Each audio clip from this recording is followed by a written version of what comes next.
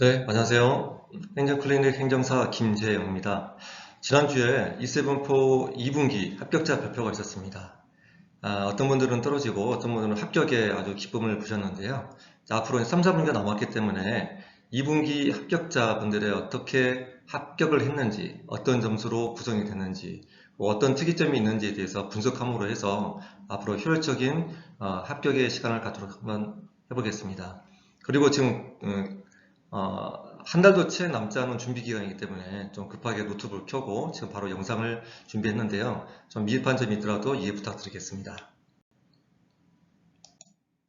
자, 23년 1, 2분기 때 일정입니다. 1분기는 그렇고 2분기 때는 23년 6월 12일부터 7월 5일까지 기간이었는데 6월 25일 날 일요일 날 전격적으로 발표가 있었죠. 추가 신청 기간이 있다.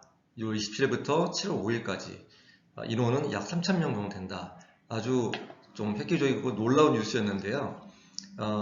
이에 따라서 23년 2분기 때 합격자는 1분기 때는 최저점이 14점이었고 최고점이 106점이었던 게 대비해서 2분기 때는 최저점이 52점이었고 최고점은 동등하게 106점이었습니다.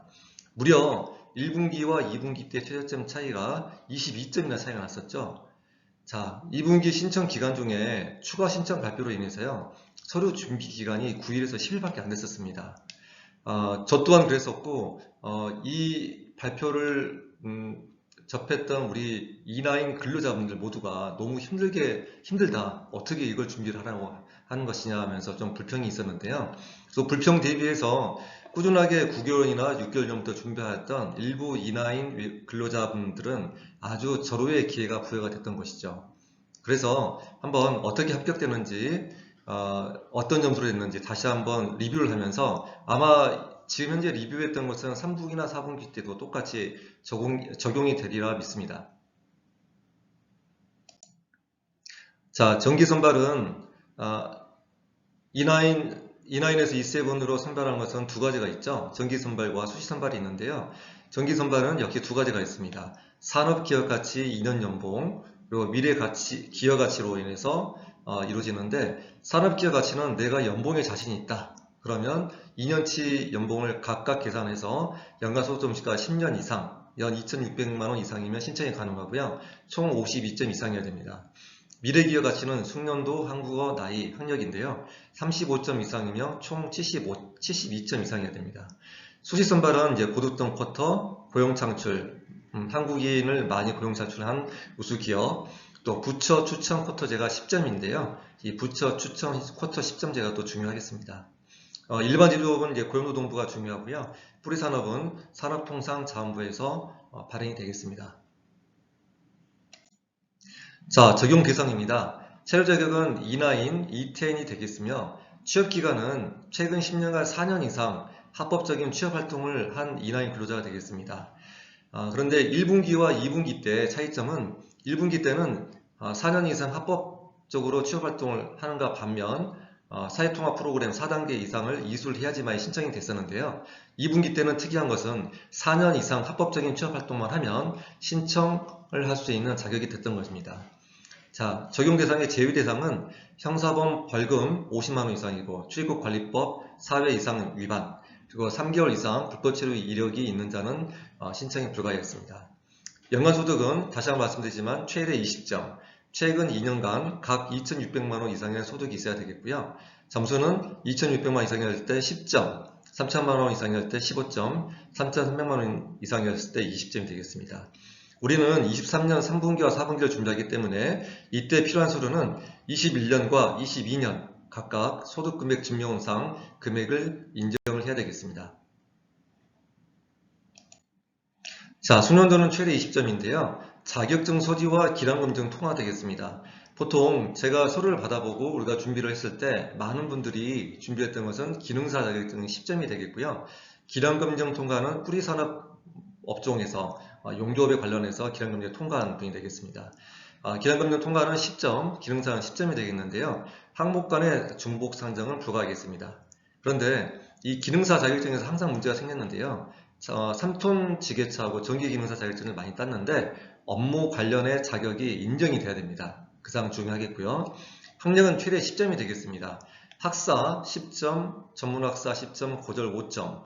그런데 중요한 것은 이걸 이제 인증을 받아야 되는데 인도네시아와 필리핀은 한국과 아포스티 협정 국가이기 때문에 아포스티를 발급을 받으면 되겠지만 그 외 국가는 한국 대사관의 영사 확인을 꼭 받아야 되겠습니다. 중요한 것은 한국 대사관의 영사 인증을 받은 것과 동시에 인증 유효기간이 6개월이라는 거 굉장히 중요하겠습니다.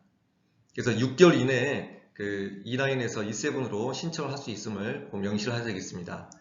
한국어 능력은 최대 25점인데요. 중요한 것은 토픽과 사회통합 프로그램 이 두 가지가 있는데 각각 2급, 3급, 4급, 5급 뭐 단계별로 있고요. 근데 중요한 것은 토픽과 사회통합 프로그램 각 단계별로 5점씩 차이 나기 때문에 가장 중요한 건 사회통합 프로그램을 이수를 하셔야 되겠죠. 그래서 2급 사회통합 프로그램 기준으로 봤을 때 2급이었을 때는 2단계였을 때는 10점, 3단계는 15점, 4단계는 20점, 5단계는 25점인데요. 특히 이수할 때는 플러스 5점이 가산이 돼서 총 30점이라는 큰 점수를 갖고 가시는 구조가 되겠습니다. 연령입니다. 연령은 최대 20점인데 24세까지는 20점, 37세에서 39세까지는 5점인데요. 나이를 먹으면 먹을수록 점수가 감점이 되는 구조이고요. 이 점수 계산은 우리 한국 포털 사이트인 네이버에 만 나이 계산기로 해보시면 자기의 본 나이가 이제 몇 살인지 나오고 그 다음에 점수가 배당이 되겠습니다. 그리고 근속기간은 최대 10점인데 동일 업체 근속기간, 연도별 최대 10점이 중요하고요. 즉 중요한 것은 연속적으로 근무를 했냐 안 했냐 그게 가장 중요하겠습니다. 자, 보유자산은 총 최대 35점인데요. 두 가지 사안을 보시면 되겠습니다. 2년 이상 국내 정기적금을 가입을 했을 때 경우이고요. 두 번째는 국내 자산입니다. 자, 2년 이상 국내 정기적금은 2천만 원 이상이었을 때는 5점이고요. 2분기 때 특이한 것은 8천만 원 이상이었을 때 12점으로 이 항목이 새로 신설이 됐다는 겁니다. 그래서 가장 중요하고 그 다음에 국내 자산은 이건 자기 본인의 소유 자산이 되겠습니다. 전세나 월세는 절대 안 됩니다. 그래서 5천만 원 이상 자산을 보유했을 때는 10점, 1억 이상이었을 때는 20점이 되겠죠. 그리고 이 정기적금과 국내 자산은 중복 산정 점수가 가능하고요. 단지 국내 자산은 1. 정기적금 금액을 제외한 금액이 되겠습니다. 그리고 정기적금은 월 단위 적립식으로 월 80만 원 이상을 가입해야지 점수가 인정이 되는 거고요. 국내 자산은 신청 기준 1년 이상 본인 보유가 꼭 필수가 되겠습니다. 그리고 최근 10년 이내 국내 관련 분야 근무 경력은 최대 20점인데요. 이것도 역시 두 가지입니다.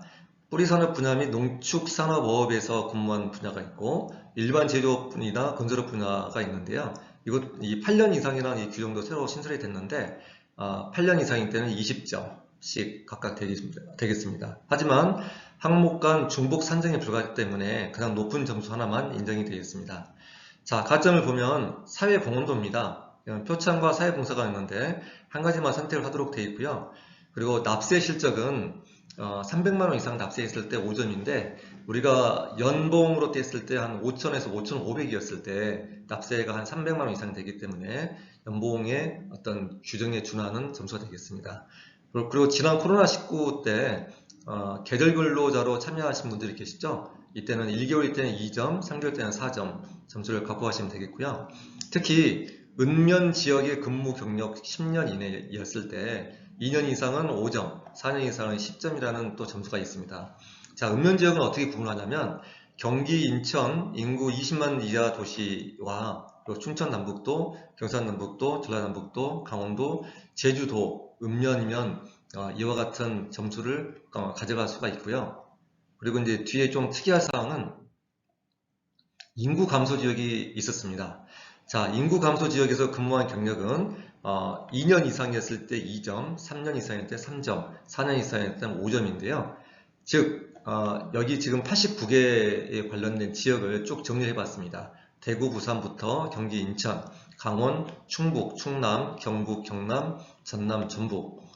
이걸 쭉 이제 읽기에는 좀 그렇고요. 우리 E9 근로자분들이 내가 근무하는 곳이 이제 여기 해당되는 사항이 있다. 그러면 인구 감소 지역에 가점이 있다는 걸 한번 해보시고 근무 경력도 한번 계산을 해보시기 바랍니다. 요 감점 항목입니다. 최대 50점인데 10년 이내의 점수입니다. 출입국 관리법 위반과 기타 국내 법령 위반인데요. 참 안타까운 건 출입국 관리법 위반이라서 굉장히 거창한 건 아니고요. 우리 외국 근로자분들이 너무 바빠서 그 여권 갱신을 해야 될 때 갱신을 하고 나서 출입국 관리사무소에 또 갱신 신고를 안 한 경우가 있었습니다. 이때 이 1회에 5점이라는 마이너스가 되고요. 그리고 기타 국내 법령에서 가장 많이 발생되는 게 차를 갖고 계시는 우리 이나이 근로자분들이 계시는데 뭐 보험 가입을 늦게 했다거나 아니면 뭐 기타 세금 늦게 내서 이렇게 5점이라는 거 발생이 될 수 있기 때문에 꼭 주의를 하셔야 되겠습니다. 그리고 2분기 때 그 변경상으로 좀 주목을 해야 될 사항은요. 업종 업체별로 이제 허용 인원이 바뀌었다는 것입니다. 자, 공통상으로는 고용 허용 인원 산정 시에 숙련 기능 인력 E7만 산정하겠다는 거죠. 즉 무슨 말이냐면 E7, 1, 2, 3, F2, 7, F2, 99 비산정, 그러니까 계산 이 외국분이 계셔도 어떤 외국 그 인원 산정할 때 산정을 안 한다는 거고요. 소수점 이하는 반올림 하겠습니다. 그리고 일반 제조업인 경우에는 국민 고용 인원의 20% 이내에서 고용을 했지만 비수도권 제조업체, 즉 경기와 인천과 뭐 서울을 제외한 나머지 제조업체는 국민 고용 인원의 30% 범위 내에서 고용을 해주겠다는 겁니다. 그리고 뿌리 농축업에서는 국민 고용 인원의 30% 범위 내에서 이제 고용을 하게 되는데 좀 더 깊숙이 아셔야 될 사항은 4인 이하 사업장도 2명이 고용이 가능하다는 거 꼭 아시면 좋겠습니다. 이걸 좀 약간 표를 좀 간단하게 예시를 들어봤는데요. 업종 업체별 허용 인원입니다. 왼쪽에는 한국 직원 수 3명과 5명, 10명 이렇게 쭉 8명까지 되어 있고요. 비고라는 여기 수도권 일반 제조업체 20%, 비수도권 일반 제조업은 30%, 뿌리 농축업은 30%라고 이제 되어 있는데 한국 직원이 3명이었을 때 수도권 일반 제조업과 비수도권은 각각 1명이지만 뿌리 농축업은 4명 아래에 있기 때문에 2명이 가능하다라고 보시면 되겠습니다. 자, 10명이었을 때는 2명, 3명, 3명, 15명일 때는 3명, 5명, 5명 반올림을 해서 하기 때문에 인원이 더 올라간다는 걸 알겠습니다. 18명이었을 때는 4명, 5명, 5명 이렇게 알아두시면 좋겠고요.